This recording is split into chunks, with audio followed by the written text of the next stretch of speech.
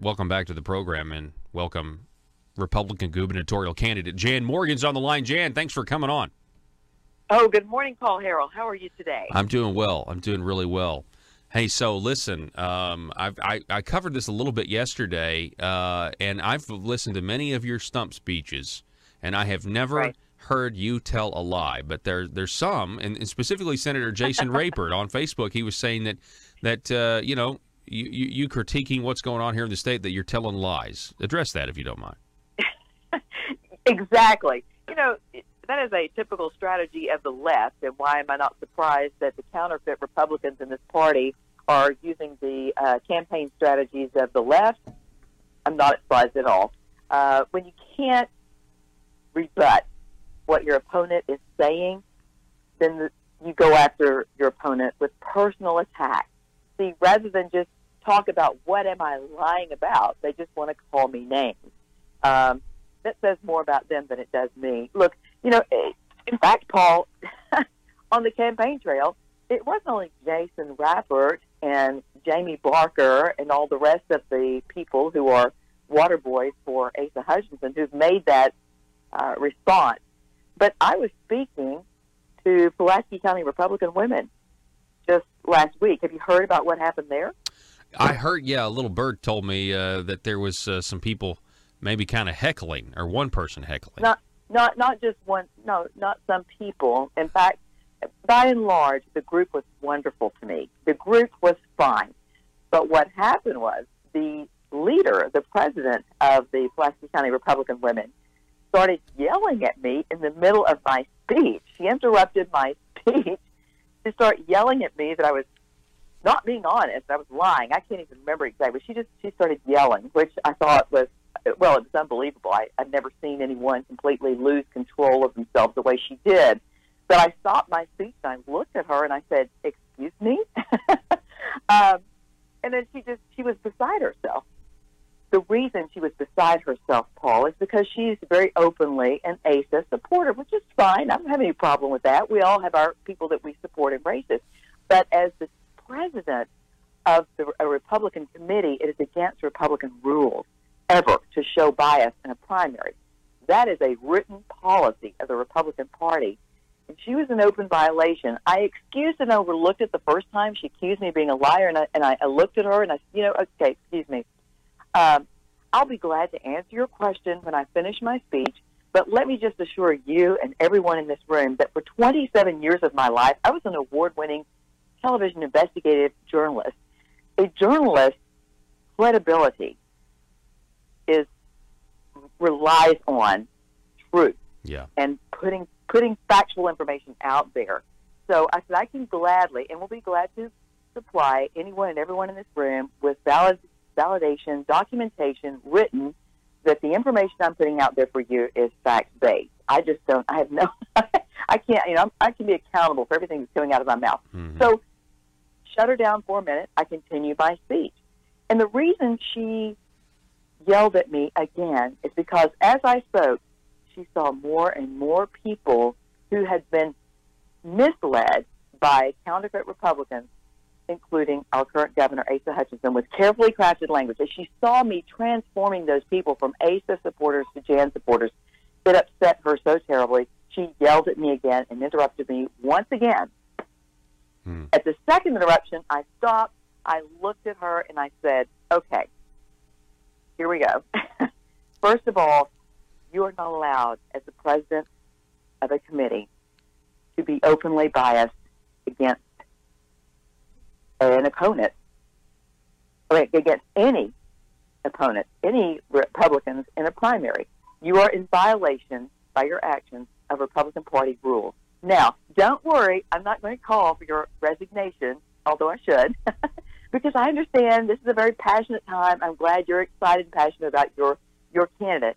But I'm going to ask you, once again, do not interrupt me. Let me finish my speech. And at that point, the other women, including the other women who were office holders in the Republican Party in that county, looked at her and agreed with me and said verbally, out loud, "That's right. She is right. Ms. Morgan is right. You can't do that. You shouldn't do that." Good. Paul.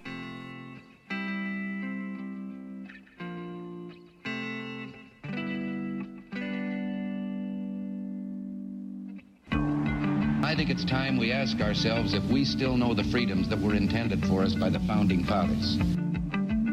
They seem to be in full-scale retreat from spending cuts and are talking about raising people's taxes again. And I have only one thing to say to the tax increasers. Go ahead, make my day.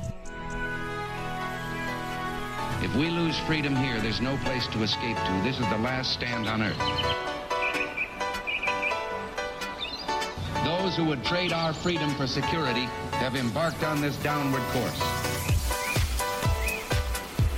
Whether we believe in our capacity for self-government or whether we abandon the American Revolution and confess that a little intellectual elite in a far distant capital can plan our lives for us better than we can plan them ourselves.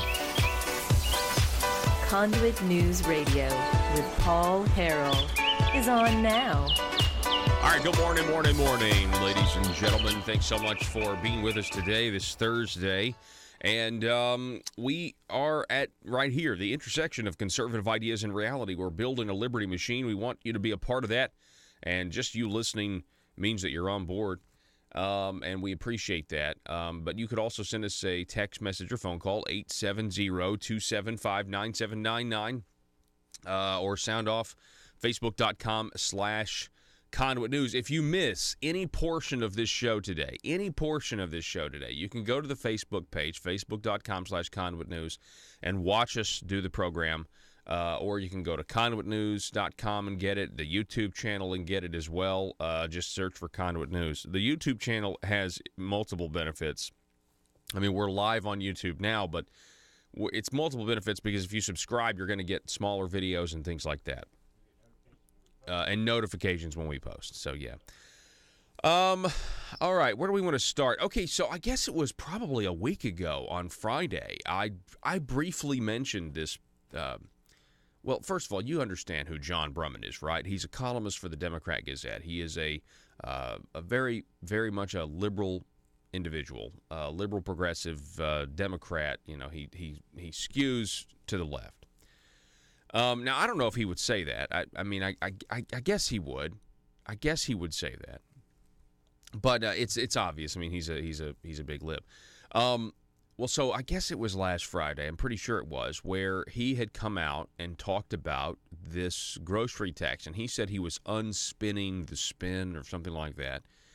Well, and it was another piece where he was defending Governor Asa Hutchinson, and it's very, very strange. It's a common occurrence. We were talking about this yesterday with Gene McVeigh, the Republican pioneer that he is, and he was pointing out the fact that we have a liberal media in this state that really bends over backwards to praise Republican Governor Asa Hutchinson. And really, it's more of a protectionist thing. And I just wonder if there's any conservatives, even the rank-and-file Republicans, that just think, you know, this is not at all what I expected. And there's something weird here where the mainstream media that is liberal, that does slant to the left, why are they protecting and praising the governor so much?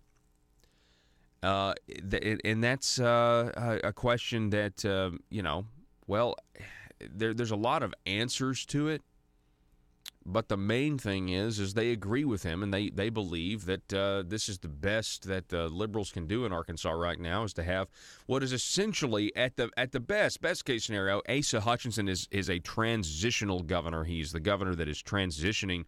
He is in this executive branch while we go from, well, hopefully, go from a liberal, progressive, 138 years of Democrat-controlled state to an actual limited government state where the government is not going to be a big, and the people are not going to be poor as a result of it. And I actually will make that direct connection, by the way. Compared to our surrounding states, Arkansas spends almost $8,000 per person on our government, and we're the poorest state around. Versus the other states around us that spend around $5,000 per person, and they're much better off than us, generally speaking.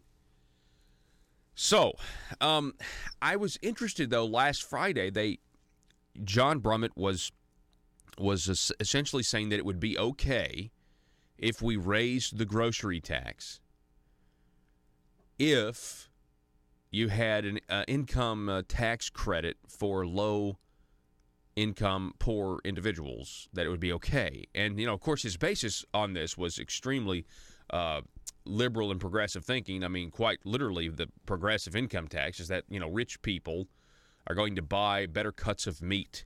Rich people are going to go to the store more often and have larger bills and buy more expensive products.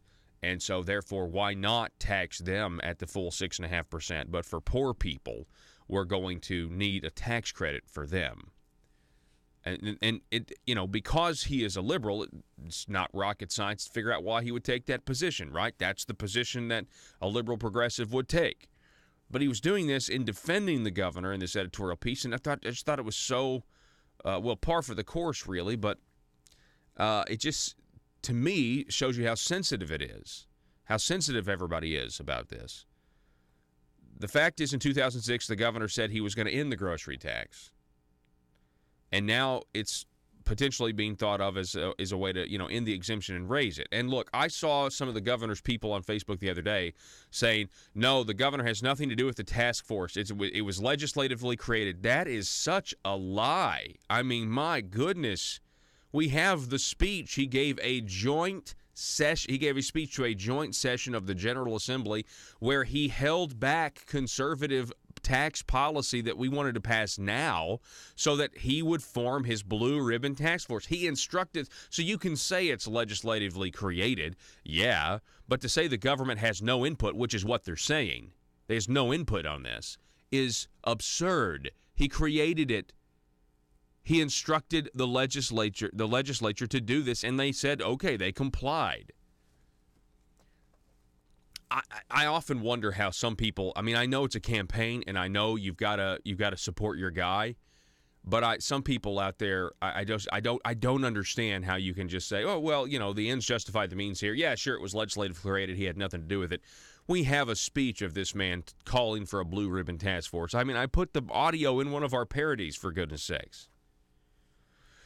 So, Conduit for Action has an article on this on this phenomenon here of liberal John Brummett defending Asa Hutchinson. The headline here, this was posted yesterday, Liberal defends Asa and raising grocery tax. Why is liberal Democrat journalist John Brummett spending so much time defending Governor Asa Hutchinson? Maybe because, as a liberal, he likes Asa's big government policies and Asa thwarting legislation by social conservatives. Now, that's 100%. One of the reasons John Brummett has given so much praise to Asa Hutchinson over the last 3.5 years, Medicaid expansion is a big part of that, because John Brummett really loves Asa because he's kept Obamacare Medicaid expansion alive. But the other, I would say probably 40%, and it's been more recent because of last year, is he has held off social conservative bills, which, by the way, I thought that's the one thing. Yeah, I'm a Republican and I'm a conservative and everything else, and we may differ on tax policy or something like that, but we're united on the social issues until Walmart calls and you don't sign the Religious Freedom Restoration Act that you had just supported previously. You caved on that. You hold off bathroom bills. We don't need to debate that. Use nephew number 2 as chairman of the judiciary to shut down meetings, or to not even have the meetings. This is the reason why John Brummett has been supporting him so recently, is because Governor Asa Hutchinson, as a Republican, essentially is... doesn't want to do anything that's controversial, doesn't want to do anything to where when the liberal media will turn on him would be if he were to stand up in many regards for social issues, or if he were to stand up for the actual Second Amendment instead of, then they really would turn on him. Right now they think, no, this is good. A guy that's that talks conservative when he campaigns but doesn't really govern that way. This is good for us. We agree with this. And why would a liberal defend raising the tax on groceries? Because it will broaden the tax base, which means more money to grow government. John Brummett's article, Talk on Taxes Minus Spin, has more spin than a laundromat at the end of a long weekend. Let's look at Brummett's spin for higher grocery taxes and his spin to try to distance the governor from the tax task force and the consideration of higher grocery taxes. Make sure you read the bottom of the article showing how few states fully tax groceries and that in most states groceries are fully exempt from taxes. Brummett claims raising the grocery tax with an income tax credit for low-income people is a great idea. But in case you're not convinced and are still mad about grocery tax discussions, Brummett doesn't want you to blame Governor Hutchinson, whatever you do. He tries to minimize ACE's involvement in the task force by saying, quote, "It is true that he supported establishing a legislative task force," end quote. No, Conduit for Action writes, the governor didn't just support creation of the task force.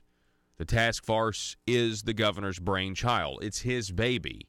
ACE is the one who proposed it. ACE is the one who set the parameters for its work. ACE either had his staff draft the legislation or put his stamp of approval on the details before he publicly proposed the task force. The legislation was ready to go because the multi-page bill was filed the following day after his speech. There was no, well, we need to get to work on this, boys, and we'll come back here in a week or two and figure out. No, the legislation was filed immediately after his speech. ACE's desire to create the task force only makes sense if ACE was trying to stack the membership and get the result he wanted. There was zero need for a task force. The legislature already has long-established and capable committees with the duty to study tax issues. From the beginning, ACE's task force idea was a switcheroo. The Democrat Gazette reported the idea came about to placate some Republican legislators who wanted to propose more tax relief in 2007. Now, let me stop here and just, don't the facts matter?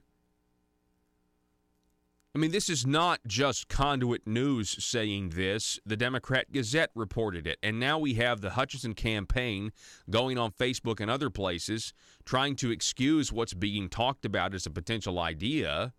And they are not, look, folks, I remember what happened down there, but I'm not the only one. I remember what the headline said. Look at what the Democrat Gazette reported, that he did this to placate Republicans, that this was all his idea. And to try to distance yourself from it now it's just disingenuous. You should own it. If anything, you should own it, and you should say, no, this is what we're going to do. It's maddening to me. The only thing the legislators who wanted more tax cuts got was a task force that included the word relief in its name. That was what the bargaining was about. Well, the word relief. While the mission of the task force set by the governor doesn't include anything about giving tax relief from Arkansas's already high taxes. Let's talk about John Brummett's spin here. In claiming that raising your grocery taxes is a great idea, Brummett cites a 2007 idea by Democrat Benny Petrus. Benny was the Speaker of the House of Representatives. Quote, rather than generally drawing down the sales tax on groceries for everybody, he proposed that we deliver targeted income tax cuts only to low-income people. Now, Brummett knows, but fails to mention, that Speaker Petrus ultimately voted for the grocery tax cut in 2007. Speakers don't always vote on bills, but Petrus made sure he was recorded as for. In the House, the grocery tax cut got 99 out of 100 votes. The only reason it wasn't unanimous was because one representative was absent. It had already received unanimous approval in the Senate.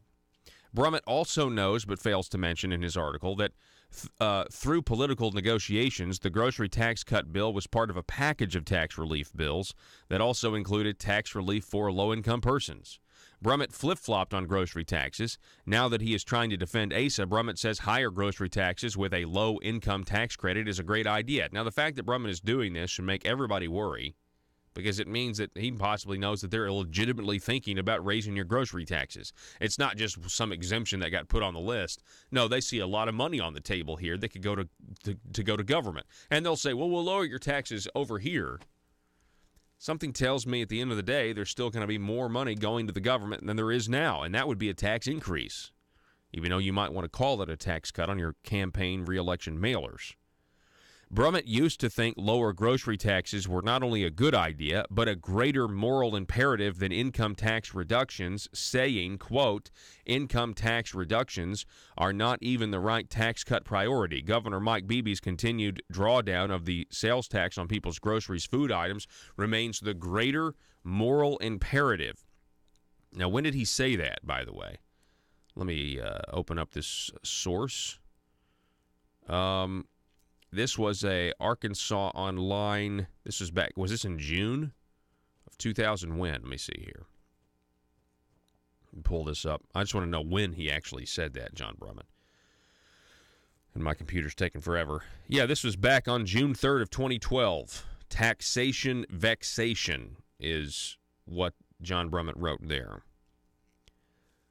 Goes on. Let's take a break first. We're going to finish this article up. It's up right now at Conduit for Action. This is Conduit News Radio. Back in just a moment.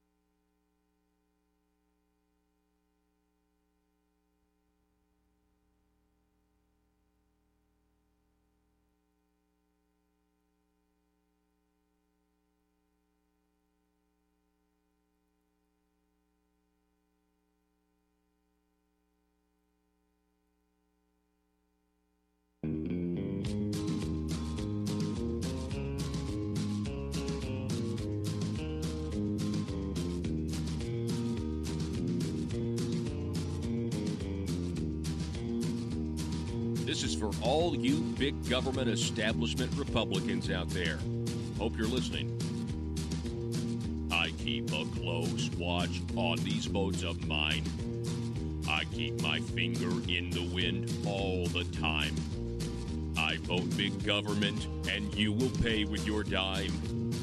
'Cause every time I toe the line. You know, there's always an excuse not to shrink government. It's much easier just to toe that line. I find it very easy to be rhino blue. I find I'm not alone when failing to come through. Yes, big government, I'm a fool for you. 'Cause every time I toe that line. Legislative sleight of hand would be an accurate description. Or you could just say, they can't quit towing that party line. As sure as night is dark and day is light, I'll vote big government both day and night. And act like I'm shocked when it all comes to light. 'Cause every time I toe the line. You know, the phrase toe the line is the equivalent of toe the mark, both of which mean to conform to a rule or standard. You could also call it the status quo. Tax and spend, I'm always on your side. I love writing government checks that I cannot hide. Buying people's votes always turns the tide. 'Cause every time I toe the line. The Oxford Dictionary Word Histories. The idiom toe the line, from an athletics analogy, originated in the early 19th century. I hope you don't watch these votes of mine. Hope you don't see through the lies and slime. 'Cause I plan on spending with your dime. 'Cause every time I toe the line. You know, toeing the line is what the folks down in Little Rock call progress. PHP Parody.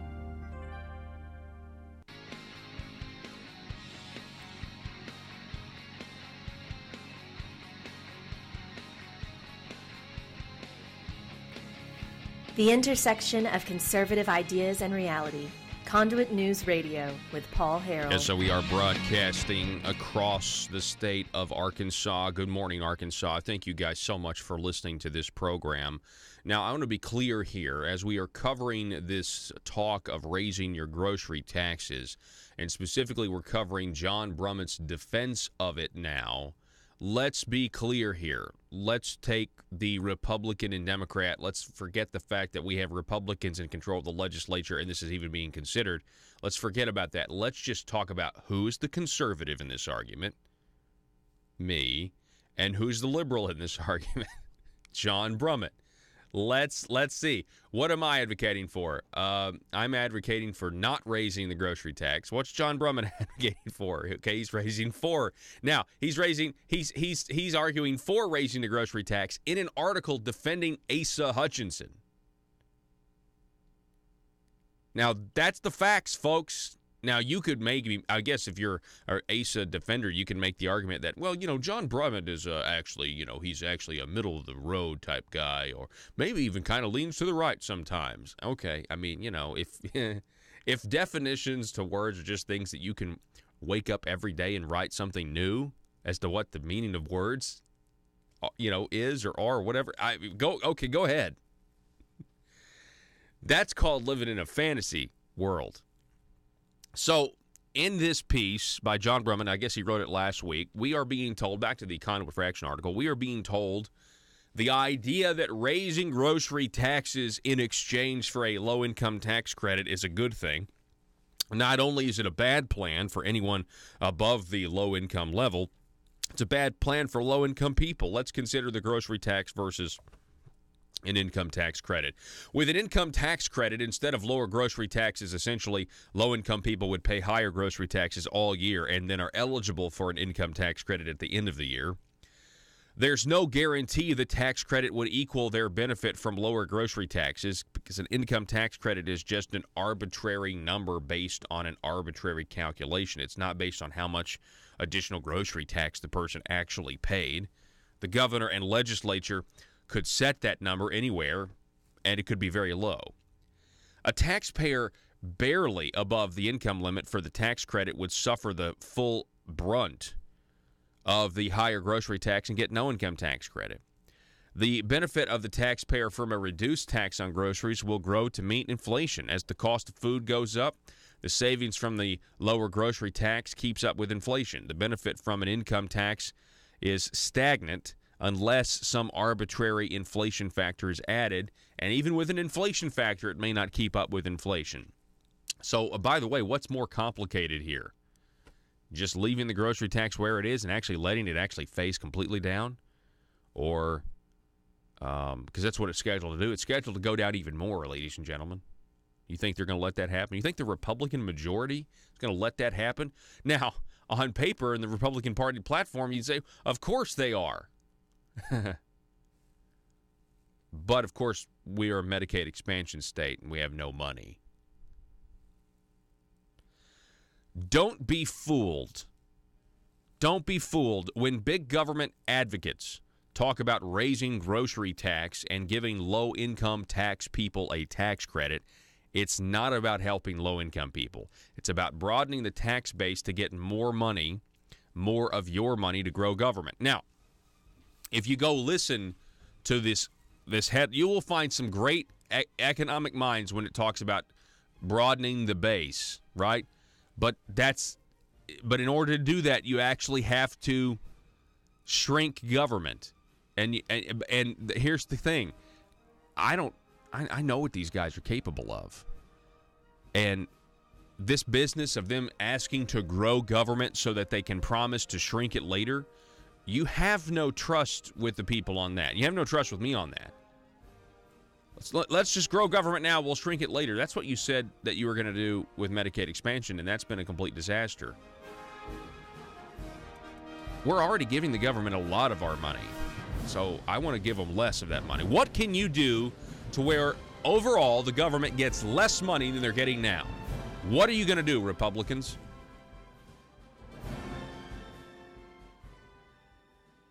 Yes, they stood up for me.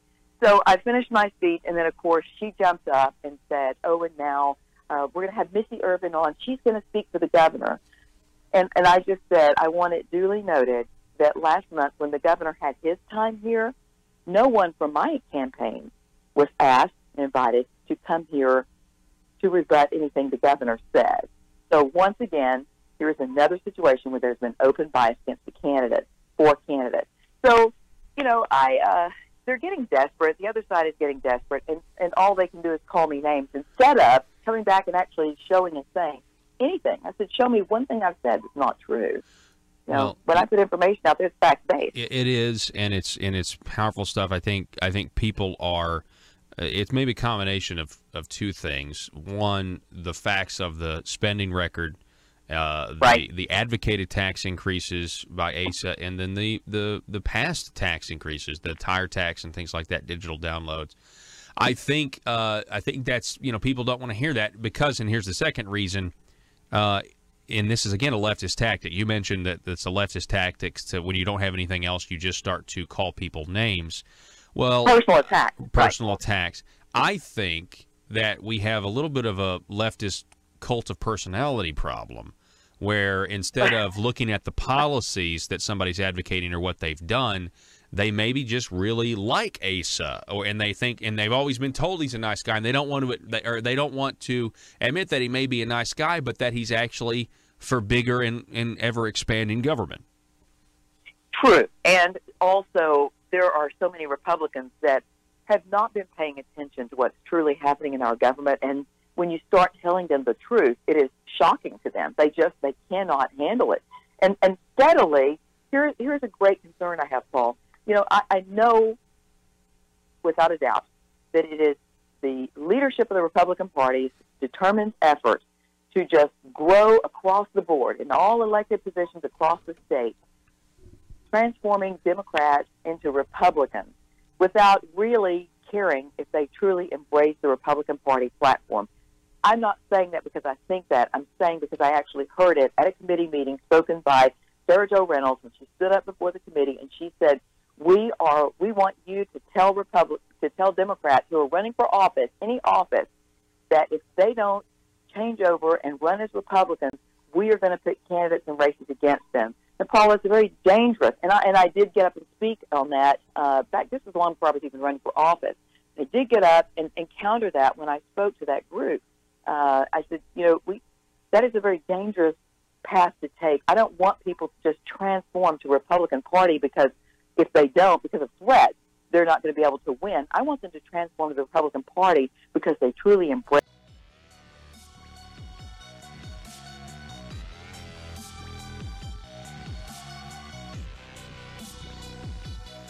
Need your daily news fix? Don't forget to tune in to Conduit News Radio with Paul Harrell.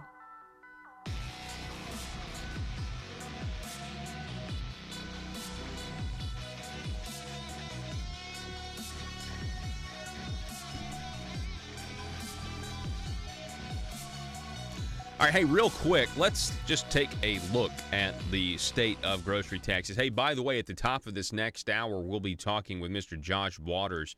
He was in the courtroom yesterday for the public corruption trial of Senator John Woods. And anyway, he'll give us an update. Also, Doug Thompson does have an update in the Democrat Gazette on that as to Ecclesia's finances and college. I mean, it was pretty amazing if you read it that these people, the Michael Lamoureux grants. So nobody. This is the first time in a while that the Gazette has mentioned this, but Michael Lamoureux steered $100,000 to Ecclesia College. And what's interesting is they got the grants before they got one $50,000 grant before they even applied for the $50,000 grant. That came out in court yesterday. Again, we'll have Josh Waters talking about that. I will tell you this. The last 2 days of this trial, we know one thing. The General Improvement Fund program was about as corrupt as you come. The people in these economic planning and development districts were afraid of legislators, They were afraid of what would happen if they didn't give the money where the legislators told them to give it. It's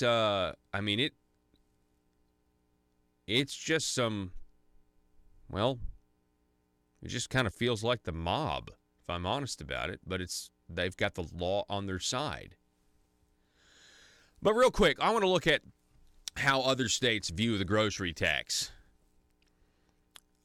People don't like grocery taxes across this country. John Brumman and Governor Asa Hutchinson, Conduit for Action, to finish up this article, writes, are out of touch with what people in Arkansas and around the country think about the grocery tax. Grocery taxes are despised. Most states completely exempt groceries from both state and local tax.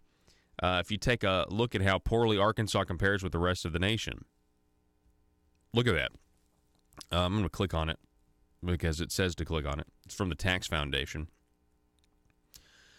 And, man, my internet's slow. See, that page already loaded for you, but my connection is not good. All right, state sales tax exemptions basis, exemption for groceries. This was of 2011. So we're in the reduced rate, and it's supposed to reduce further next year. But, I mean, look at that. Look at Texas, Louisiana, Florida, Georgia, Tennessee, Missouri. Definitely Tennessee and Missouri, they're reduced. But, got Mississippi at the full rate. Do we really want to? I mean, look, we're beating Mississippi in something, folks. We're beating Mississippi and Oklahoma in something. But you know what? They may look at this and say, no, we've got to tax groceries, so that we can. No, I'm serious. Think about it. So that we can say that we are tax cutters. We have to raise your taxes first. We want to be able to say that we're tax cutters so we can raise your taxes first. Let's be clear. If you end an exemption, that is a tax increase. Now, what you do after that, okay, is up to you. But if you end an exemption, that's a tax increase. Now, if you lower taxes somewhere else, well, is it a tax cut? Well, it depends. Is there less money going to the government, or is there more money going to the government? This is about a tax burden. Arkansans overall are overtaxed. We have a higher tax burden on us than other states, and we are poorer because of it. Yes, Joe. I feel like South Dakota has a very similar issue to, like, in terms of taxes that we do, because aren't they the ones that are going to the Supreme Court? Mm-hmm. Yeah, in defense of a internet sales tax. Yeah, that's for them. The state. Yeah, the full grocery They're tax. Also fully grocery tax. That's a good observation. Yeah, the internet sales tax is certainly going to heat up. We'll see what the Supreme Court says about it. It is very slippery slope, that internet sales tax, or a national internet sales tax. Very slippery slope. I'm telling you, it really is, because if Arkansas if Arkansas can tax some business in South Dakota who doesn't have a store in the state of Arkansas, the South Dakota business owner is supposed to first be aware of what Arkansas can do and what new laws Arkansas is passing, which is very, very complicated. Well, not to mention, and no one talks about this, but, California, what if they want to impose a carbon tax on Arkansas because we have power plants they don't like that run on energy that they disagree with? Oh, that'll never happen. Okay, well, I didn't think it would ever happen where the government would fine you for not entering into a contract with an insurance company. I thought that would never happen. The Supreme Court said that was okay. The Supreme Court said that it's okay for the government to force a private citizen and an insurance company into the same room and say contract with each other or else. You ever think that was possible in America? I didn't. So we need to understand, you spread your tentacles, you get bad results elsewhere. Here's the thing, temporary evils. Milton Friedman, the maintenance of a free society is a very difficult thing to maintain. It requires a self-denying ordinance of the most extreme kind. It requires a willingness to put up with temporary evils on the basis of the subtle and sophisticated understanding that if you step in to do something about them, you not only may make them worse, but you will spread your tentacles and get bad results elsewhere. Okay? The road to hell is paved with good intentions. But let's talk about what a temporary evil is. Temporary evil at this point is the fact that our market right now is transitioning because of better technology and convenience. There are some stores that will be fine. There are some brick-and-mortar stores that will be fine. I would first of all say if you're a brick-and-mortar store and you're not looking into how you can utilize the internet, then you are not being proactive as a business owner to try to get on board with the money that you could be making. And that's just the way it is. But there are some things that people are always going to want to touch and feel and see. And those stores are going to be okay.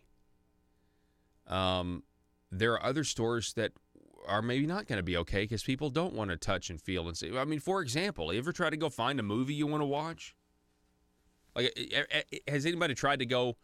You want a hard copy, right? A hard, tangible copy of Blu-ray or something, right? But let's say it's an older movie. Well, you used to could go to video stores and they would have these movies for sale. I think of Hastings as one of them.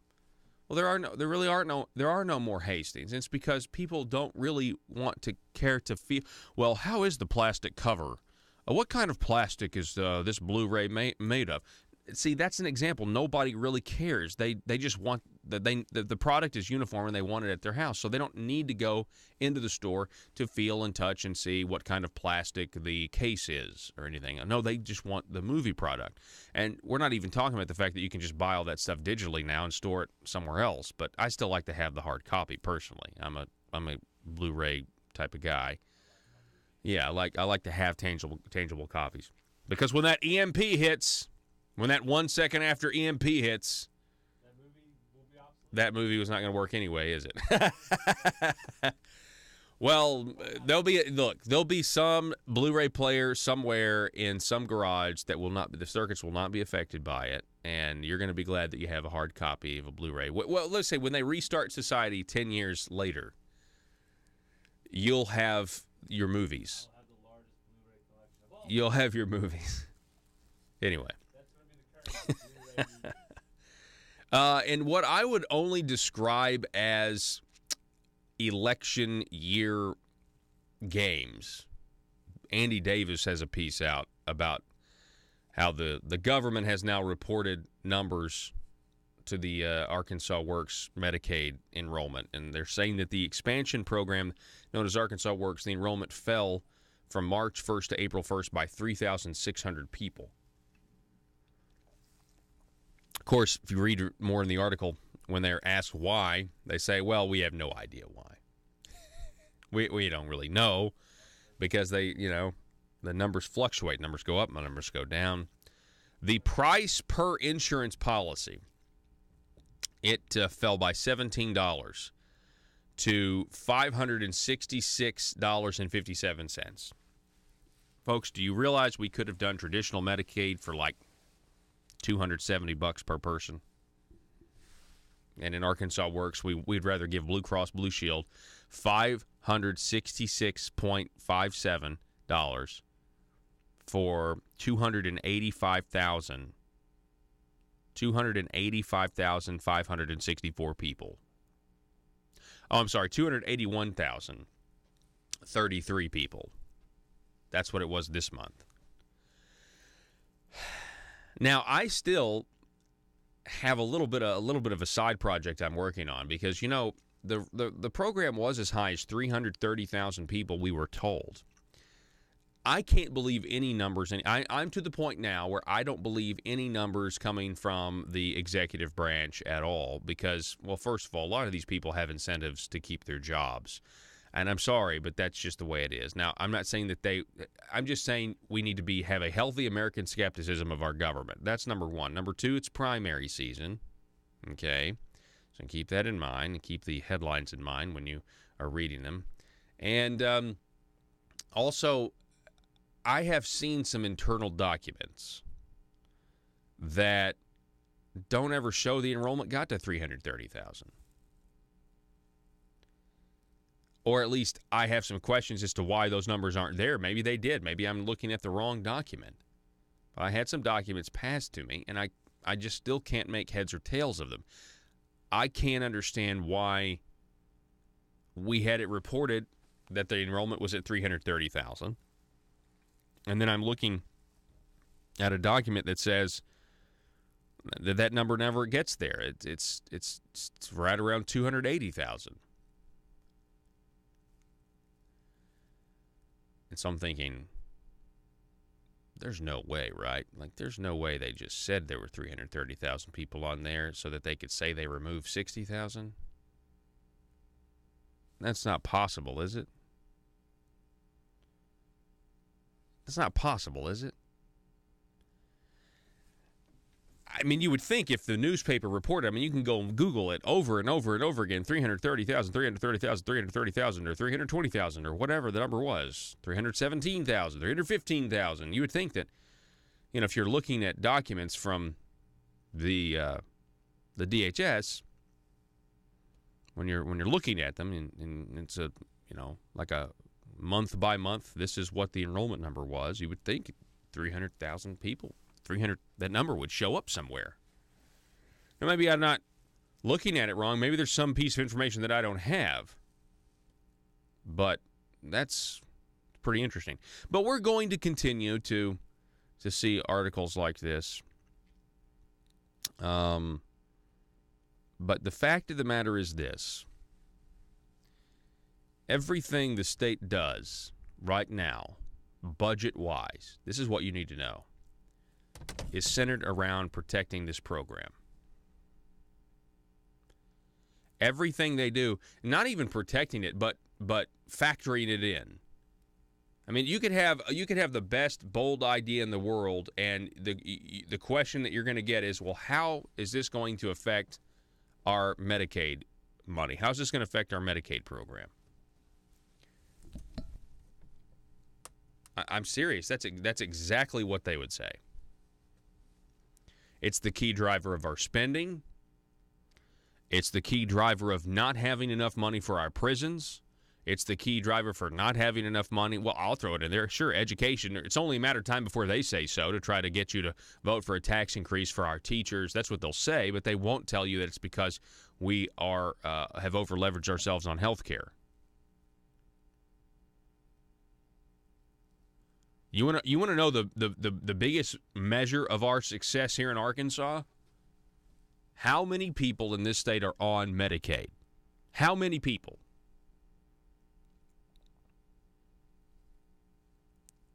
A third of us.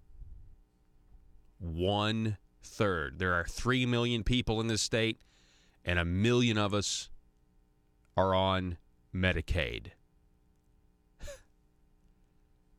That is why they should take the license plate that says the natural state, and it should just say the welfare state. And when you realize that, I think it's an embarrassment. But it should charge these men at the Marble Palace with more responsibility, and women. I'm sorry, men and women. I'm sorry. It should encourage these Republicans to actually implement the reforms that they campaign on, and not give in to a cult of personality because whoever the governor is, or whoever your leadership is answering to. You should just realize how bad Arkansas has it compared to the rest of the country and the rest of the states, and we are still living in this bureaucratic shadow of the Clintons. In this system that they left behind that nobody wants to reform because it's just the way things have always been done. But as limited government conservatives, I think we should realize the responsibility that Arkansas has for creating and giving a start to one of the most powerful political families in the world, that we almost put 2 Clintons in the White House, and that would have been a real embarrassment. I mean, good grief, folks. The destruction of the Supreme Court and the destruction of religious liberty almost fell square. The blame almost fell entirely on on the political dynasty that Arkansas helped begin. Just figure that one out, and say a prayer and be grateful that Donald Trump won the presidency. Well, you got to take a break. 870-275-9799 is the phone number. Call us or text us. Go to facebook.com/Conduit News, and we'll be back in just a moment. If you're like me, you believe that small business is the heart of Arkansas's economic engine, and it should be viewed that way by the politicians in Little Rock. Conduit for Commerce also believes, like you and I believe, policies that achieve less regulation and lower taxation help small business in Arkansas thrive. Other policies like small, constitutionally consistent government and reducing citizen dependency on government keeps it from growing and expanding its influence on our daily lives. Conduit for Commerce works every day to educate the general public and legislators on these important priorities in the name of Arkansas small business. By the way, contributions to Conduit for Commerce are tax deductible. Log on now to conduitforcommerce.org and click on Contact Us on the right side of the page. That's conduitforcommerce.org. Go there now and learn the facts on protecting small business in Arkansas.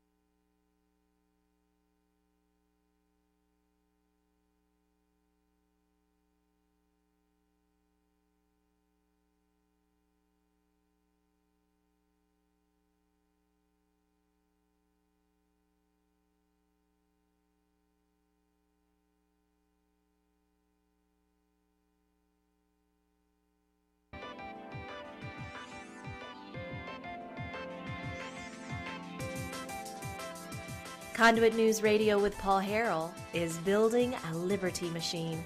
Find out more at conduitnews.com.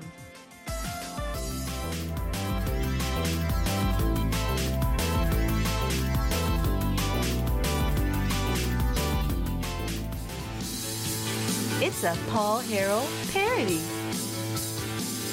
When the politician starts, he says liberty's on the march. But the Marble Palace sure has its ways. And the voters who believe realize they've been deceived when words are weighed next to deeds. Asa doesn't care about our Constitution. His conservatism is an illusion. Line item vetoes and higher taxes. We all voted for him once, but he won't make spending cuts. Let's all vote and say, hey Asa, we won't get fooled again.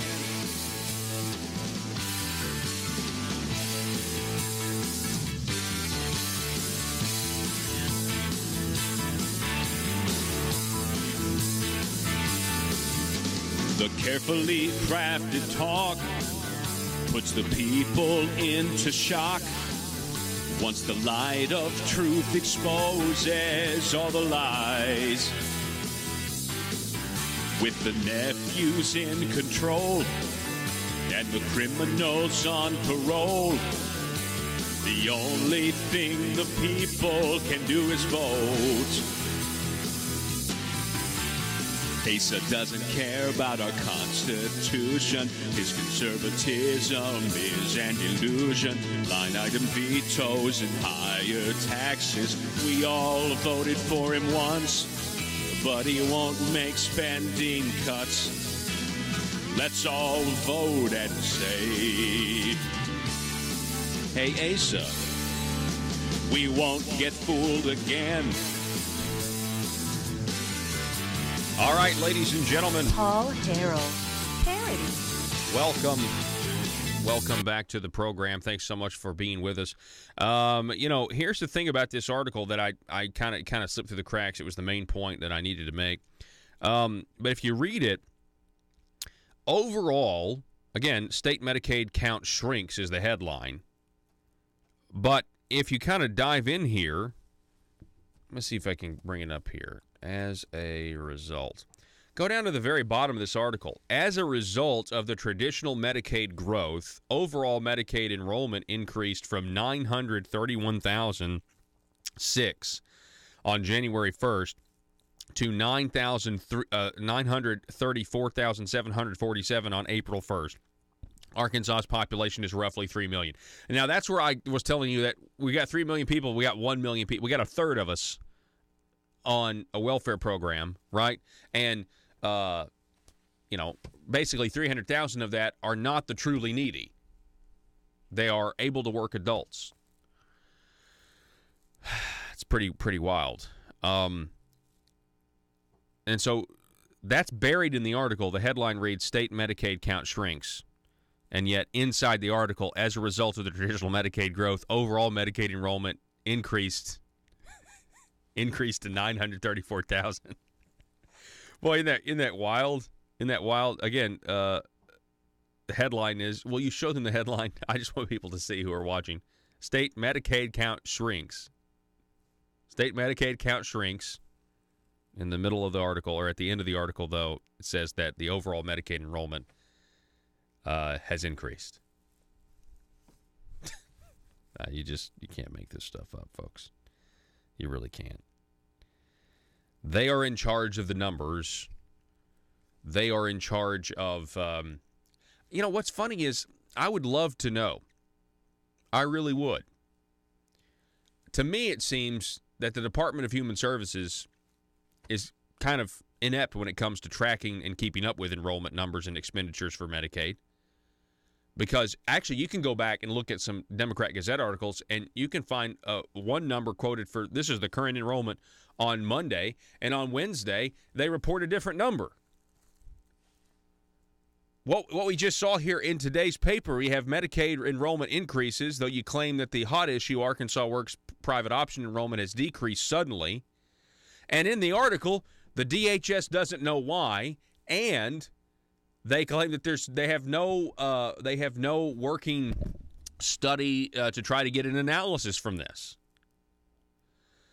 Last week, and we covered this on Monday or Tuesday, the Department of Human Services had an audit. It showed 23 deficiencies, 16 of which were not corrected from the previous audit from 2016, where your DHS agency heads said mistakes were due to workers who did not know how to do their jobs or the software was bad.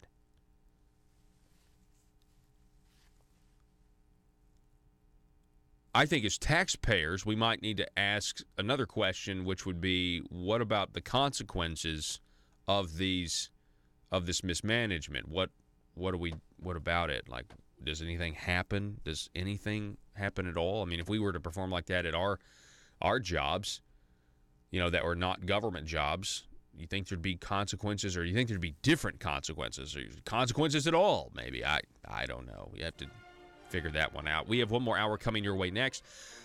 Josh Waters from Political Strategies was in the courtroom yesterday in Fayetteville, the public corruption trial of Senator John Woods. He will report on what he heard next.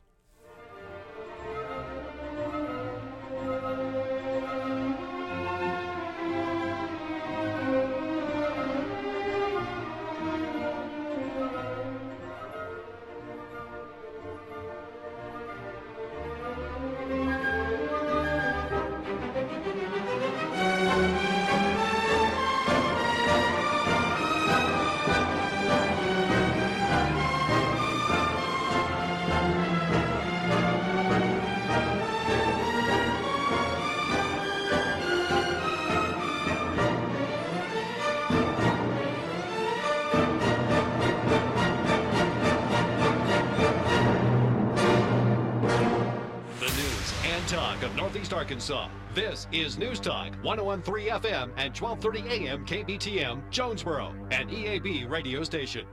And believe in the Republican Party platform. And I'm telling you that the problems we're having right now with counterfeit Republicans is because we have been pushing Democrats to switch over just so they can get elected.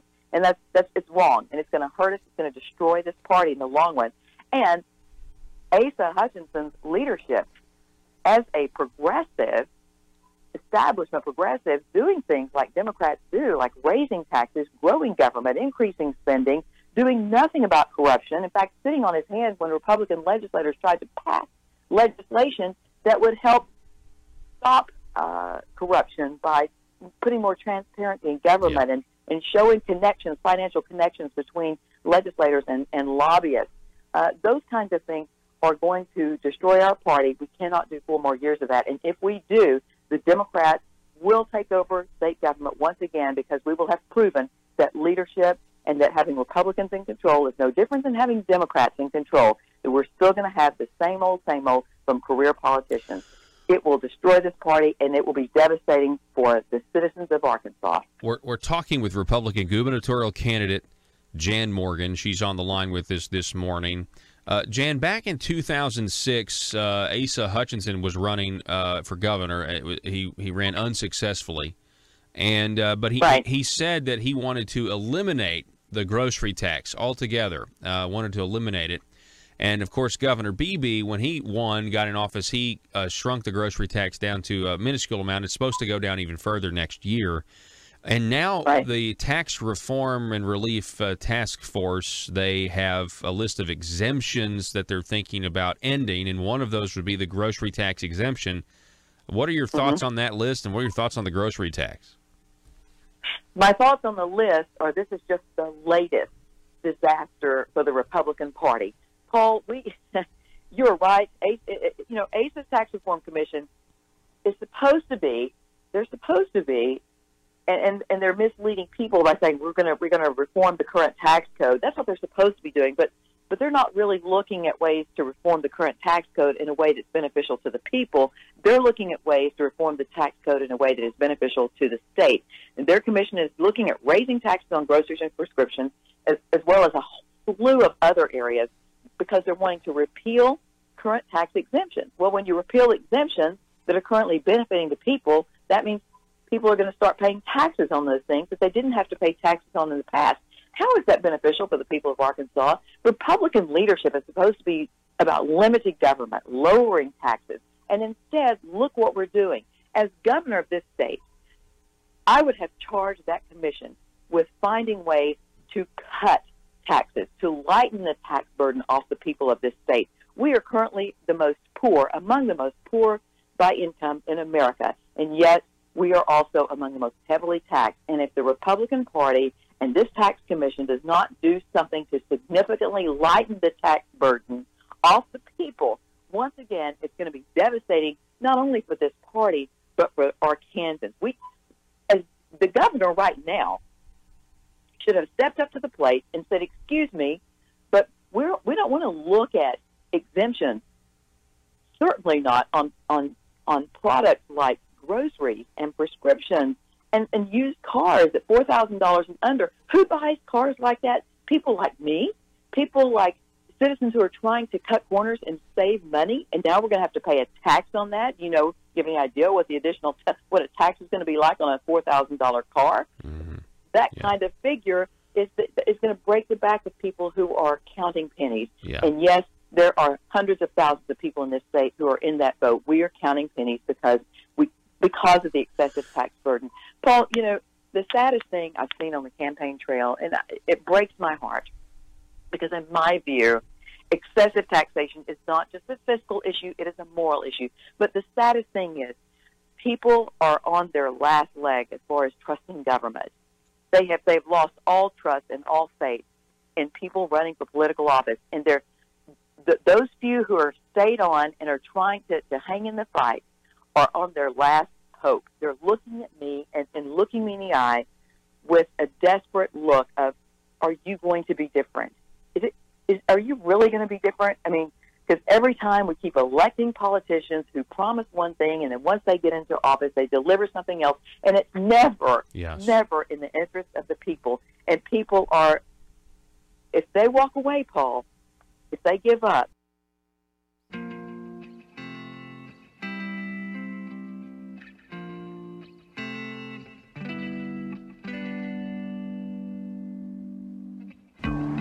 I think it's time we ask ourselves if we still know the freedoms that were intended for us by the Founding Fathers. They seem to be in full-scale retreat from spending cuts and are talking about raising people's taxes again. And I have only one thing to say to the tax increasers. Go ahead, make my day. If we lose freedom here, there's no place to escape to. This is the last stand on earth. Those who would trade our freedom for security have embarked on this downward course. Whether we believe in our capacity for self-government or whether we abandon the American Revolution and confess that a little intellectual elite in a far distant capital can plan our lives for us better than we can plan them ourselves. Conduit News Radio with Paul Harrell is on now.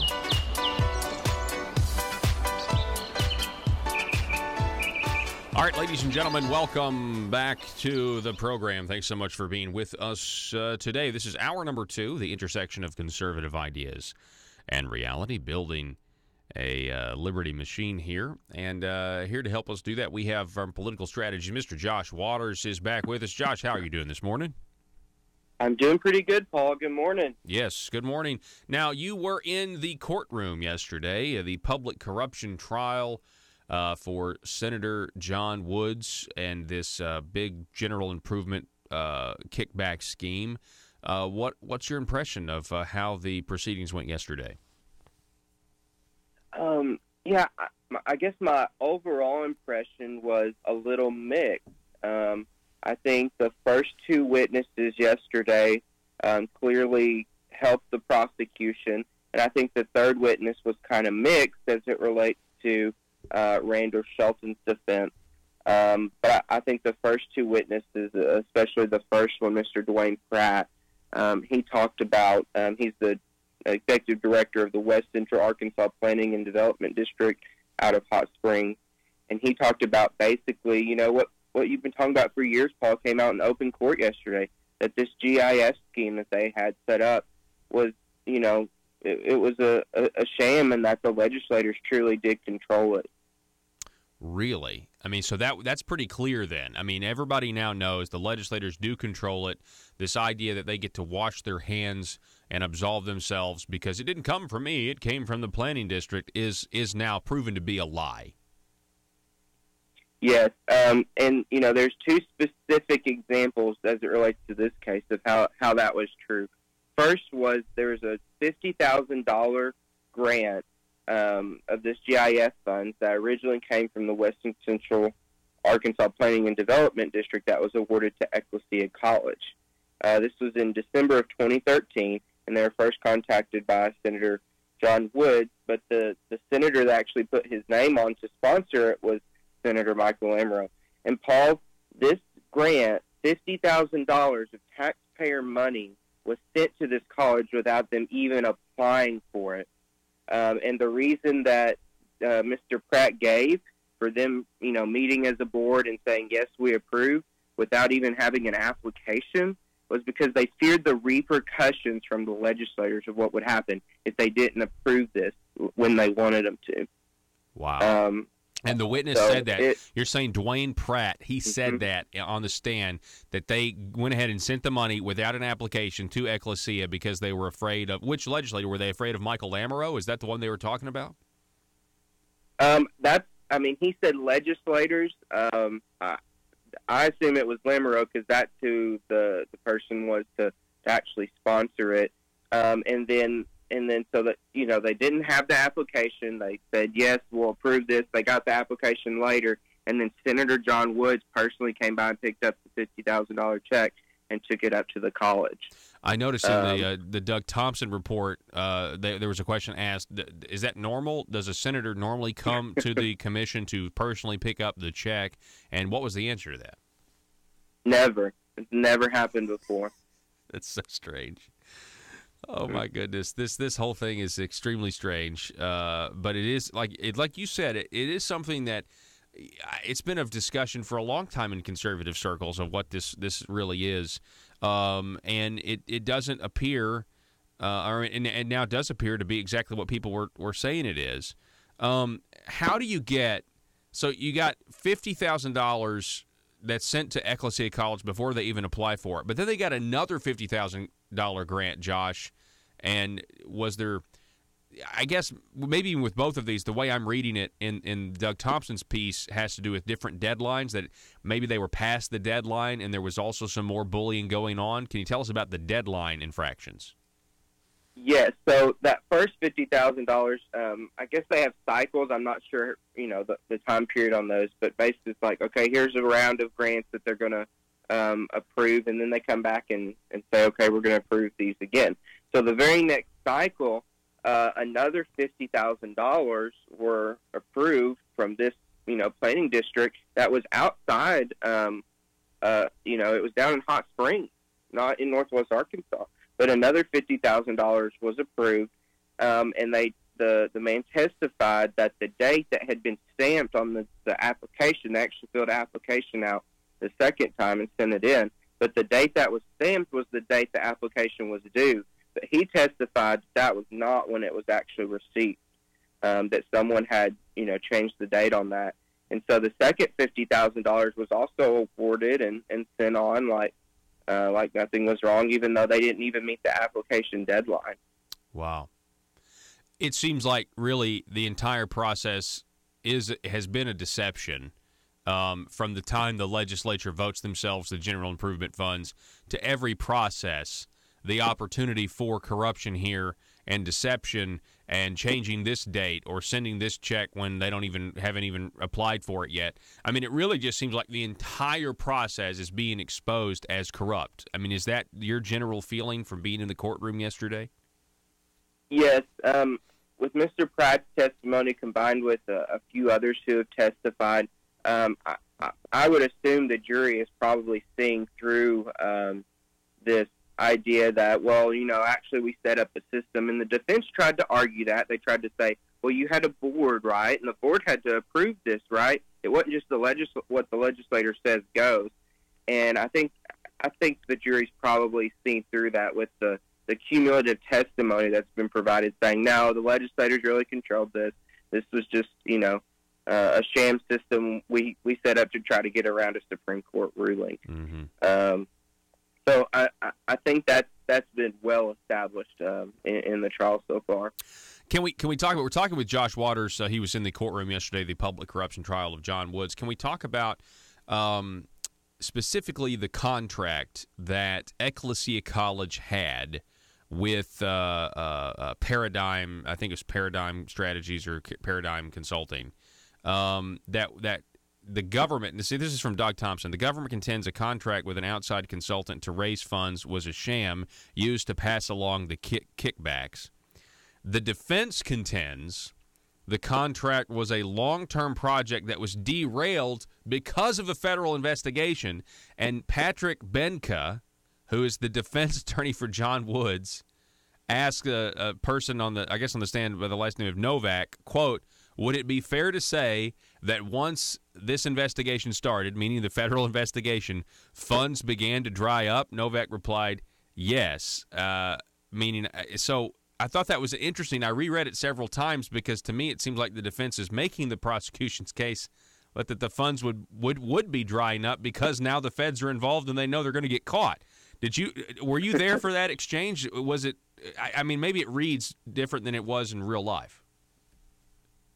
Yes, I was there, and basically the line of questioning that was involved there was basically trying to show the defense's theory is that, like you said, well, Mr. Shelton was legitimately hired as a consultant, and so the prosecution called Mike Novak and had questioned him at length, and then Mr. Benka was doing the cross-examination there. And so their theory, they're trying to undermine the theory that this was a sham consulting job by saying, well, he did a little bit, here, there, and trying to bring up examples of work he had done for the college and meetings he had attended. And so that's the context of that question. And Mr. Novak was very quick to talk about how Mr. Shelton had been involved in the college, and there was a lot of testimony trying to humanize, I guess, the college, and trying to make them not look bad. It was what the defense was trying to do yesterday in a lot of so it seems it seems to, from your characterization, it seems like I did miss the context, because when the defense says, would it be fair to say that once this investigation started, funds began to dry up, are they talking about other fundraising that Randall Shelton was allegedly attempting to do? Is that what you're saying? Well, basically what they described as the relationship in the line of questioning that came out was that Randall Shelton was a consultant, and he basically gave recommendations of possible foundations they could reach out to, and he had some contacts at some of the local foundations that he tried to set up meetings for them. And that question, though, was basically saying, well, once this investigation happened, you couldn't even have these meetings. No one would meet with you. The fundraising that people had said, yeah, we might want to give, has dried up. People who gave in the past had stopped giving. So they actually went through some of the larger donors back from, 2012, 2013, and went through all the donors, and the prosecution was trying to say, well, Randall Shelton didn't help you get any of this money. And outside, I think, of two donations, one last year, the answer was no, he didn't really execute and get the money. It's like, well, the federal investigation made it hard to do my job. Was it the federal investigation, or was it the kickbacks that made it hard to do your job? Which one was it? Wow. Okay. So I think that definitely that cleared that up for me, Josh. I appreciate it. We're talking again with Josh Waters about the public corruption trial of John Woods. He was in the courtroom yesterday. Did they talk any about where the I guess the totality of funds in these kickback allegations? They went to buy a piece of land for Ecclesia College, and did they talk any about? Did they ever develop that land? I mean, they did purchase the land, but I mean, has anything even been done with that land? Did that come up at all in court yesterday? Yes, and that was really kind of fuzzy, because the witness he didn't seem to have a real grasp on a lot of the details of really anything that went on at the college. So that it was kind of fuzzy, but he talked about, I think he called it the Hollingsworth house that had been purchased to use as student dorms, and that's being used as student dorms, and then another house that had been purchased for staff housing. But what was unclear was, and how much money they were asking for in GIF grants versus what they got, and how much of that money went to secure these properties and keep them going. So that was unclear, but what was really interesting was, they went through, I mean, there's probably 10 to 15 legislators' names that were read into the record from a lot of these documents about, getting this GIF money there. And so I thought that was very, kind of interesting that you're sitting here in court and 10, 15, 20 legislators' names are getting read off, and the witness didn't know who they were, and I bet most people in the courtroom didn't know who they were, but, people who follow politics in Arkansas are probably thinking, oh, man, why is his name involved in this? Why is this legislator's name involved? Yeah. So. Wow. Were there any legislators? I know on Tuesday, Doug Thompson reported Senator Bart Hester testified. Were there any legislators that testified yesterday? No, there were no legislators that testified yesterday. But Nate Bell was announced that he was going to be witness number 4, and they're still on witness number 3 from yesterday. All right, so that's State Representative Nate Bell, or former State Representative Nate Bell. Mm-hmm. He's called as a witness. Any idea what that could be about, or did anything happen with that yesterday? Yes, that was actually the very first thing yesterday morning was the council, I think it was the defense, brought a motion to try to prevent Mr. Bell. They had gotten word or seen the email or something that Mr. Bell was going to release some type of press release about him testifying there that day. So they're wanting to try to prevent that press release from going out before he testified, so people can kind of know what he's going to testify about.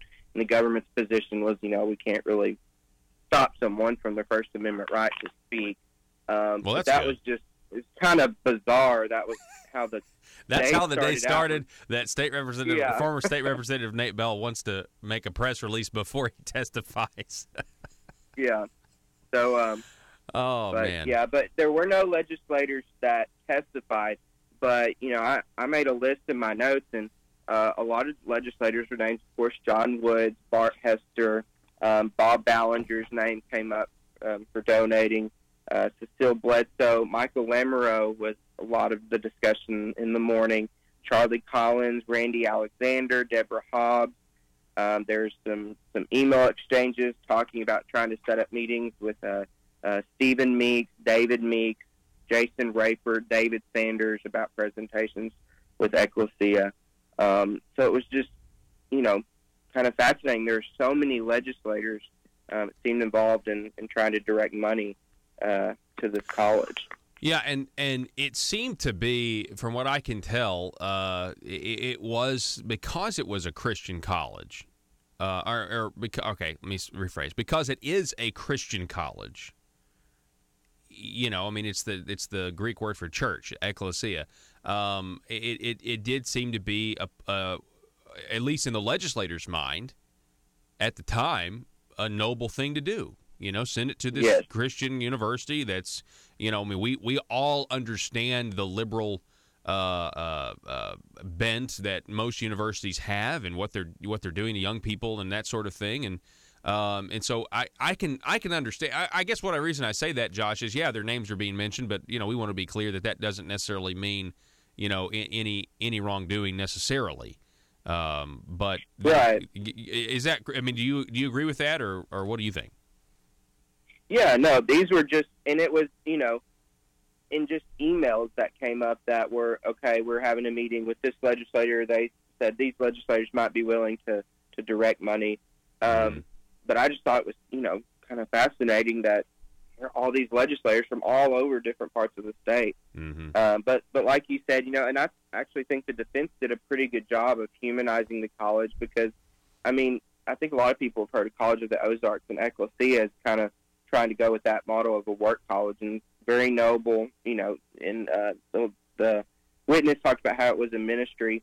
I think a lot of people support that aspect of it. Absolutely. I would, support that aspect of it. But what's happened since then is, I think, where people have run into support issues. But I thought they did a good job of humanizing the college and talking about what their goals were. And you never know the makeup of a jury, but, I wrote in my notes, I have just here, there's a lot of, conservative, supporting our values, this Christian college, Christ Center.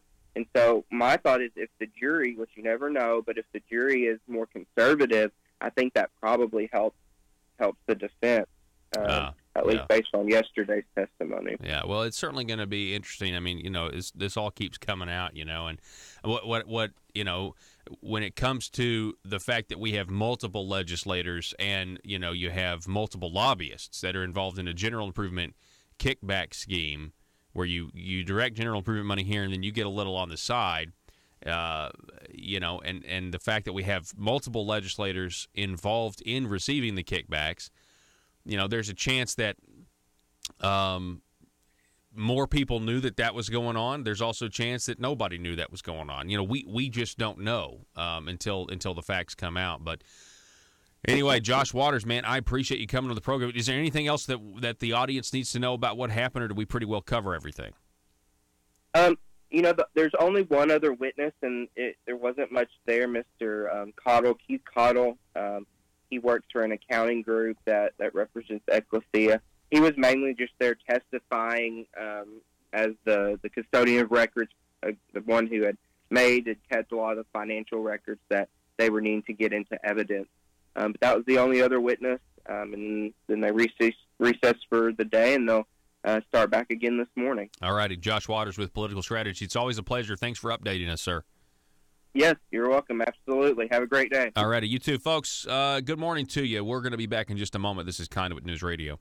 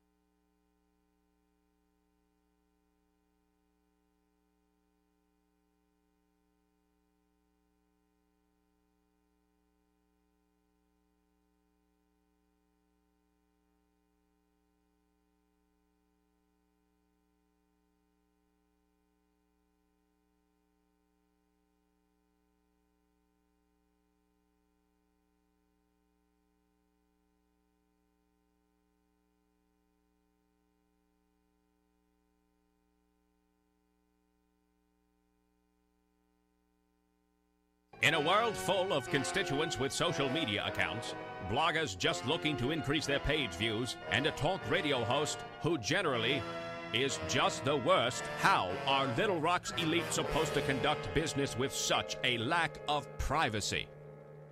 Introducing the 1835 Club, older and more refined than other clubs that claim discretion. The 1835 Club is for seasoned political veterans that want to conduct the highest form of aristocratic business with the public's money. Are you a schemer? Do you someday want a guaranteed flow of taxpayer money to support your business? Is it your dream to see the .gov domain at the end of your business website? Don't listen to the imitators.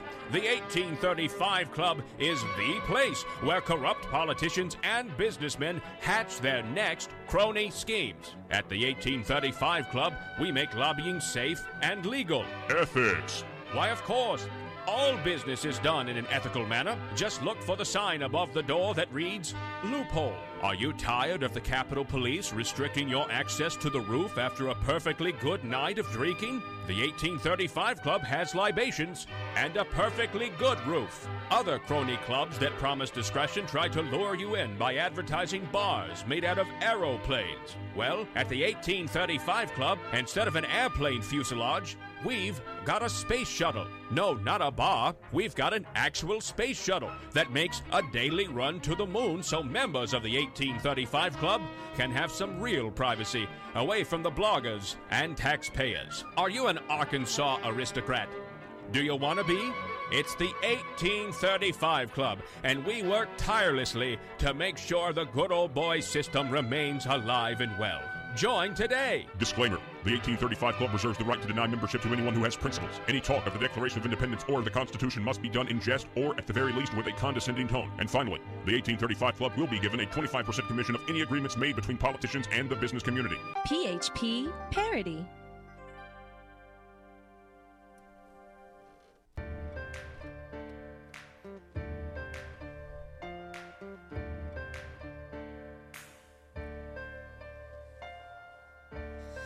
Bringing you your daily dose of truth.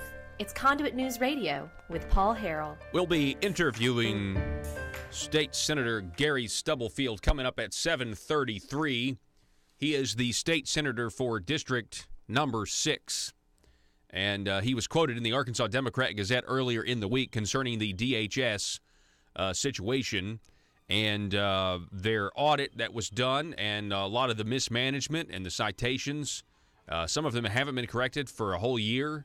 We have people submitting expense reports that they knew to be false, thinking that they would correct them later. So stick around, stick with us. We are up against a hard break. I want to thank again Josh Waters for sticking with us and giving as long of an interview as he did about John Woods and that public corruption case. But anyway, we'll be talking with Senator Gary Stubblefield from District 6 when we come back. Don't go anywhere, folks.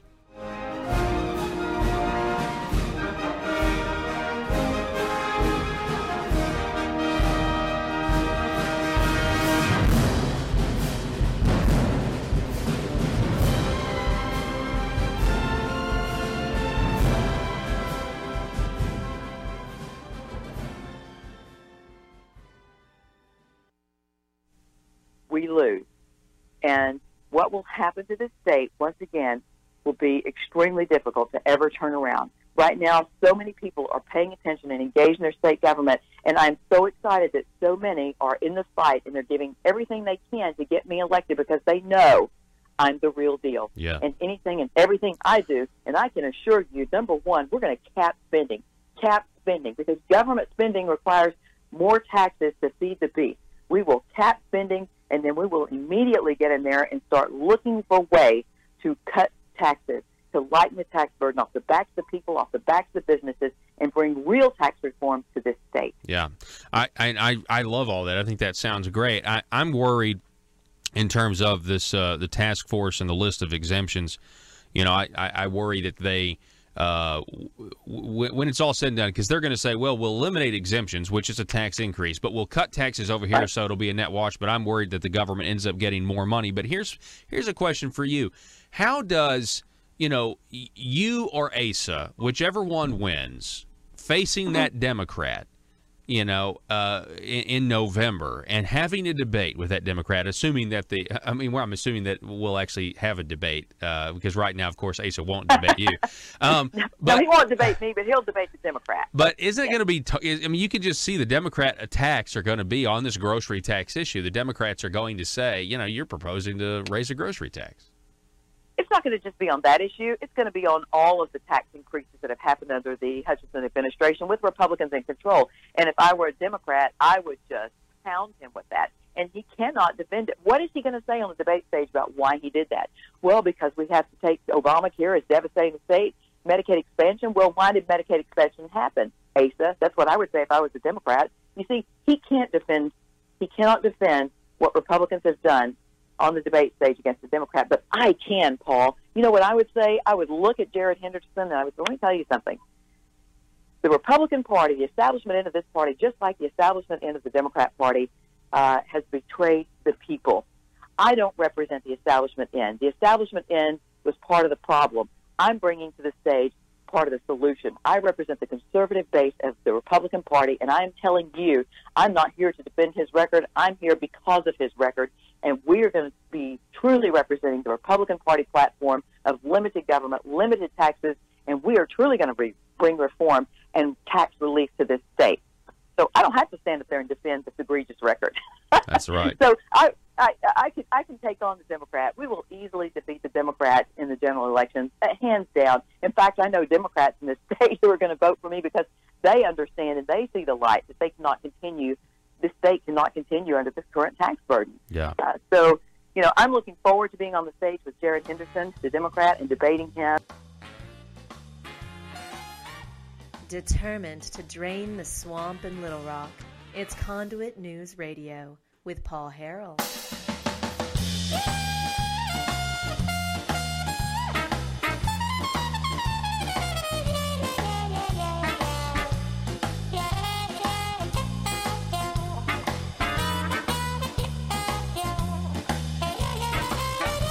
All right, welcome back.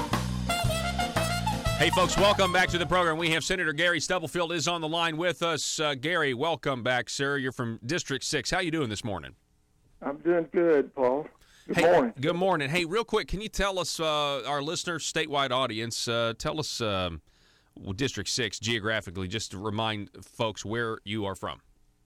Okay, District 6 includes Johnson County, Yale County, Logan County, and the biggest part of Franklin County. So we're basically in the west central Arkansas location, all right. right next to Sebastian County. In fact, I had Sebastian County when I was elected to the House back in 2010.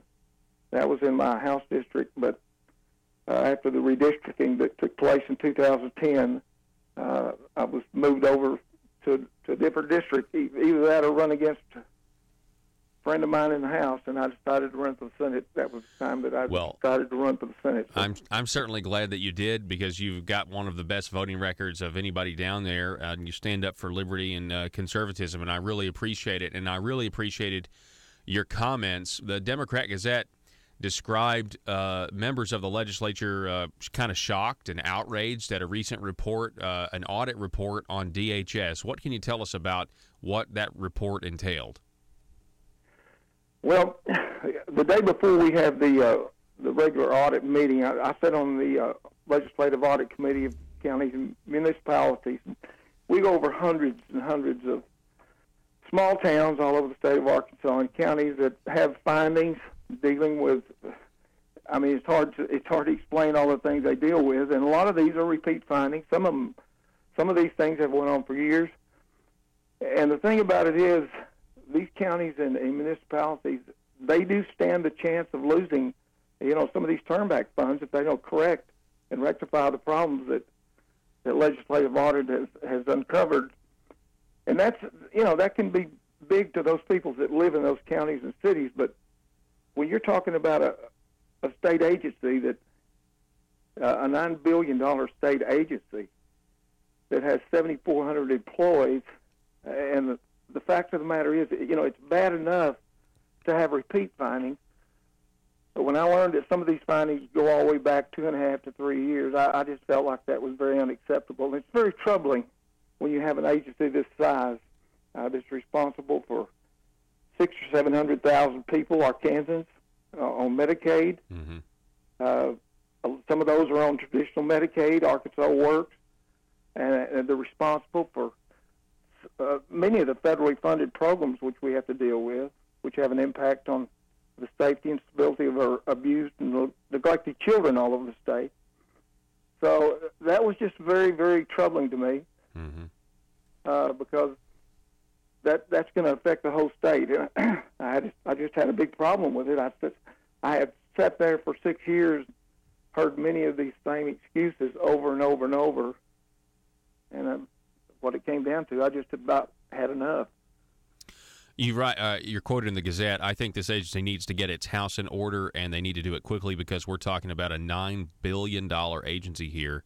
We could be in trouble real quick. Talk about the trouble that they could be in. It would have to do with owing money back to the feds, correct? Well, that's true. We have, their budget is $9 billion, and I think, and correct me if I'm wrong, and I don't think I am, over $7 billion of that involves federal funding, mm-hmm.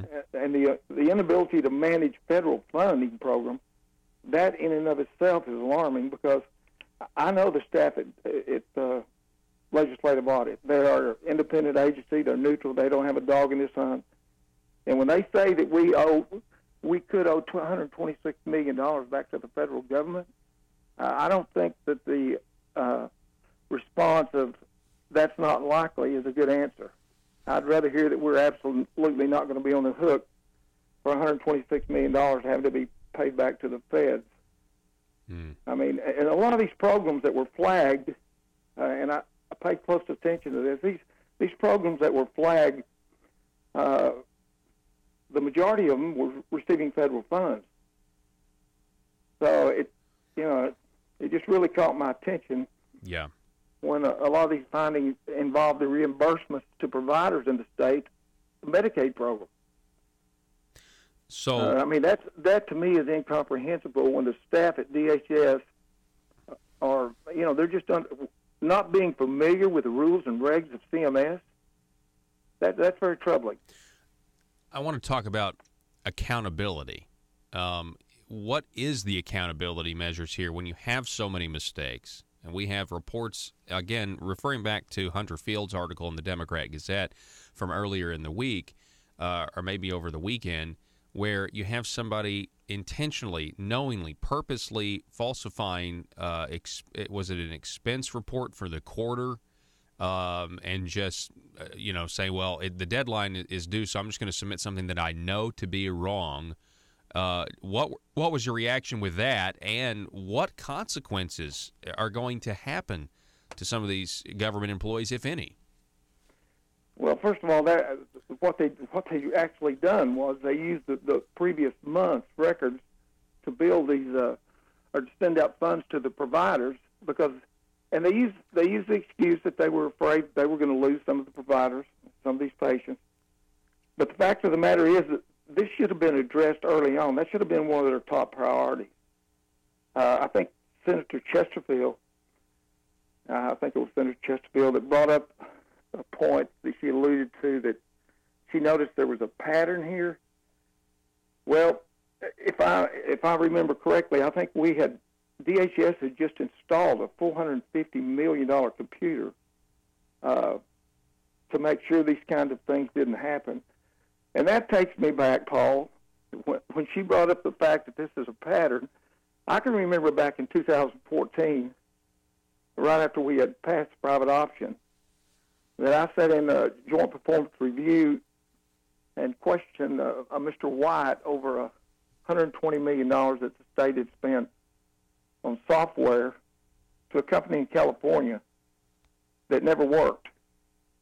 And as far as I know to this day, we've not recouped any of that $120 million. Yes. And it was just a few months later that we had Mr. Seelig in front of Joint Performance Review, and I was the one that asked him a question because it was brought to our attention that we had paid $138 million more than a lot of states, not just that surrounded us, but states over in the east, Alabama and Georgia, South Carolina, states that had populations that were much larger than the state of Arkansas, and yet we had paid $138 million more for the same program for a state that has a fraction of the population. And I will never forget Mr. Seelig's answer, because I asked him, well, how did that occur? And he said, well, Senator, it was a coding problem. And I thought about this the other day, and I thought, we put a lot of emphasis on this coding initiative. We should have started that over at DHS instead of the public school system, because I'm sure those schools could have used that $138 million that we threw away because of a coding error a lot more efficiently than DHS. So, it's things like that are just, to me, just unacceptable. I mean, we're paying a lot of money, and there was an issue brought up. I don't have that report in front of me, but concerning the high turnover rate, and especially among leadership. Now, these are higher paid, positions. And Senator Colin Smith brought up a good point during the meeting. She asked why Director Gillespie wasn't there. And I don't know why she wasn't there. I don't know if she had a valid reason for not being there. But if she didn't, she should have been there.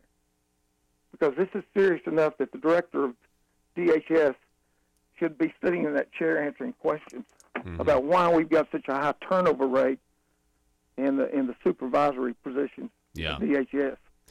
There's a lot of questions I still have concerning, we were cut off because of time, but I had a lot more questions I sure would like to ask. Yeah.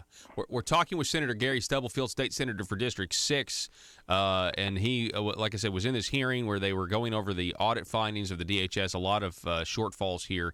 Now, Gary, I'm glad that you brought up, first of all, the history of the $120 million to the California company that we didn't get back and for software that never worked. I think eventually, if you looked at the whole thing, I think it was like $200 million on software.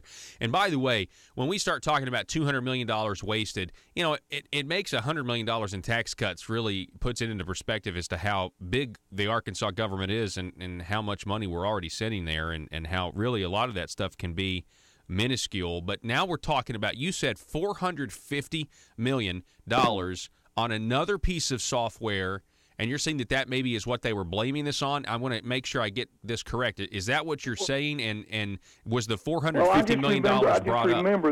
I just remember them putting in some high expensive, and it was in the range of $450 million computer system to take care of all these issues, and apparently it did not. So, it always comes back to the same old thing. They keep blaming it on internal controls and other deficiencies as far as their managerial counting sections, and that to me is not. I mean, that's what they're being paid to do, and I just can't accept that. So 7,400 employees. And by the way, Paul, I added up. DHS next to K through 12, that's the largest agency in the state of Arkansas. They are the biggest agency next to education in the state of Arkansas, and that's not higher ed. And they have 7,400 employees. 3,900 of those, I think I added up, 3,900 of those were in. They they have budgeted positions for like 7,700, but 3,200 of those positions were filled, and they're staffed with people who work directly with patients or clients of AHC or Human Development Centers. And then they have 450 some odd positions and another 260 positions that work with Division of Youth Services. That leaves, when you subtract those, that still leaves 3,270 positions.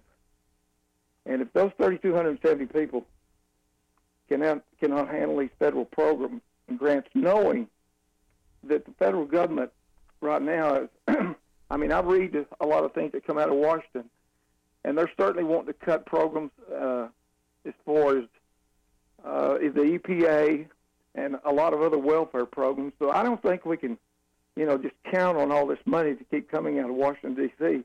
And we certainly need to know the rules and regulations as far as what the waivers permit and what they don't permit. Mm-hmm. And there was no waivers for writing these checks out to these providers. So, Gary, this, and I'm going to go look this $400 million, thing up. But was that figure actually brought up in the meeting the other day? No, that was not brought up. Okay, I'm just making sure, because if we see, that has slipped through the cracks to me, so that's news to me. So I would be interested in any information about another computer system that they put in to try to deal with all of this, and if it sounds to me like, if I were a gambling man, I would say, well, it looks like we're continuing to have software problems. We're continuing to spend money to try to manage this with these contracting with these companies, and we're not able to keep track of. Well, I mean, surprise, surprise, we're not able to keep track of a big government program. Right. I'm not sure it would be more efficient just to give them a pencil and a piece of paper and let them do it manually. Yeah. Or use an Excel sheet. I've heard some people tell me that this could be done on an Excel sheet. Right. Well, I mean, one of the findings was they had underreported $10 or $12 million for that quarter, and they blamed it on a communications breakdown between the medical services and the accounting division. And for an agency this size and with the assets they have, that like I said, that's just unacceptable to me. Yeah. That shouldn't be happening. It should not be happening. And putting at risk the the health care of our children and all these programs, federally funded programs. That is set up to be a safety net for struggling Arkansans, and it's to provide safety and stability for all these neglected children, and they should not be doing anything that would jeopardize that. Yeah. We're talking with Senator Gary Stubblefield. While I have you just a little bit longer, I just want to get your opinion on what we can expect next year, or what your goals are next year when it comes to the tax policy debate. And what are you hearing on that? I mean, I know the task force on tax relief is meeting, and they've proposed a lot of exemptions to look at potentially ending. One of them is the grocery tax. But what are you hearing about that? Because I want actual tax relief. I don't want tax shifting. What do you say? Well, when I first saw the report of some of the tax exemptions and the taxes that they were planning on doing away with, one of those exemptions was a bill that I passed under Democratic governor, Governor Beebe. I will never forget it. Was a sales twine tax exemption, which amounted to about $1.5 million. Every state surrounding the state of Arkansas had a tax exemption on baling twine, cotton wrap, and I think the financial impact on that was like $1.5 million. And the day I filed it, I remember running into Governor Beebe in the rotunda or somewhere close to the House then, and he told me, he said, you need to go ahead and just drop that bill, because he said it's not going to pass, and even if it does, I'll veto it. Well, we got it through with some help of some House members on the other end. Not only did we pass it through both houses, but Governor Beebe signed it. And I noticed it was included in this package, but I really don't think that the governor's going to touch the agricultural exemptions. And I can't even imagine him going to the grocery part. I mean, it was Governor Beebe who reduced that grocery tax, and I can't imagine raising. I'm not voting for any tax increases or removing any exemption. Really? Period. Wow. Well, I mean, not till we get some other things worked out. Yeah. And some of these other agencies, such as DHS, and find out where a lot of this waste is going. Well, I think that's the right attitude to have. Because when you're throwing away hundreds of millions of dollars because of the incompetence of an agency, these little tax cuts, like the exemption on sales, I mean, baling twine, that's $1.5 million. That's nothing. And every state around the state of Arkansas is exempt. We're going to have farmers just driving over to Oklahoma, Missouri, Tennessee, and filling up the trailers with baling twine and cotton wrap.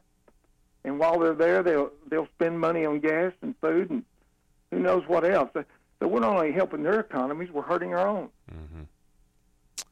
You know, it's amazing. I said from the beginning, as far as a task force on taxes, isn't this the biggest divide between Republicans and Democrats?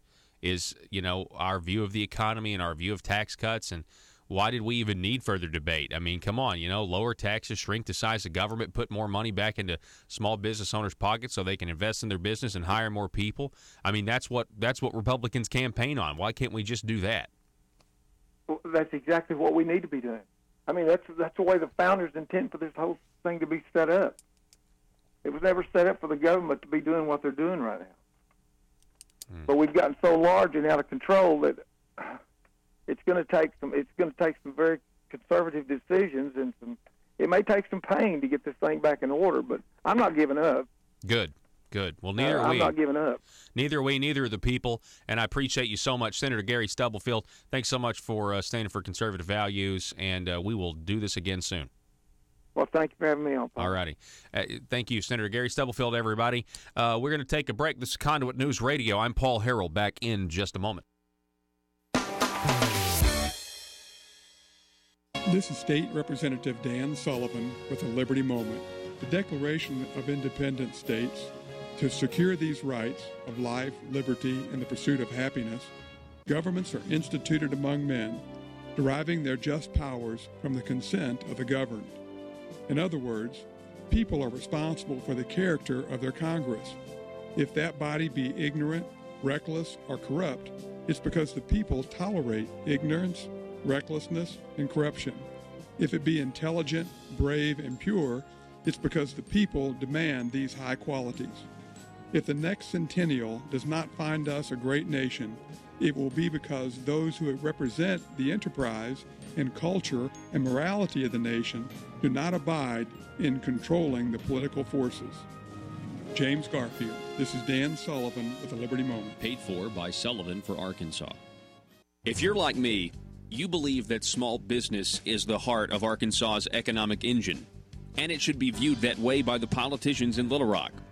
Conduit for Commerce also believes, like you and I believe, policies that achieve less regulation and lower taxation help small business in Arkansas thrive. Other policies like small, constitutionally consistent government and reducing citizen dependency on government keeps it from growing and expanding its influence on our daily lives. Conduit for Commerce works every day to educate the general public and legislators on these important priorities in the name of Arkansas small business. By the way, contributions to Conduit for Commerce are tax deductible. Log on now to conduitforcommerce.org and click on Contact Us on the right side of the page. That's conduitforcommerce.org.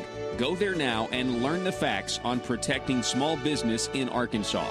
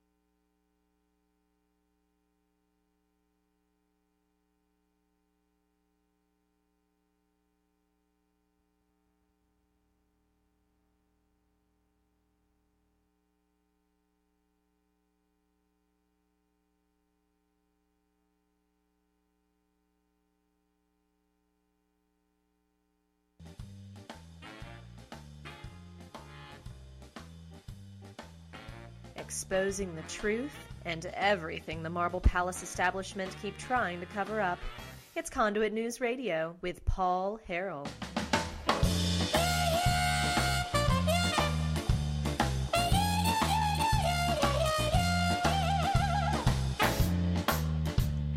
You know, after talking with Senator Gary Stubblefield, I'm under the impression that's what every legislator needs to be saying. Why would we even look at getting rid of exemptions when we can waste $200 million on software, still have the same problems? He mentioned a $450 million piece of software that is supposed to fix all this stuff, and it may not be working as well.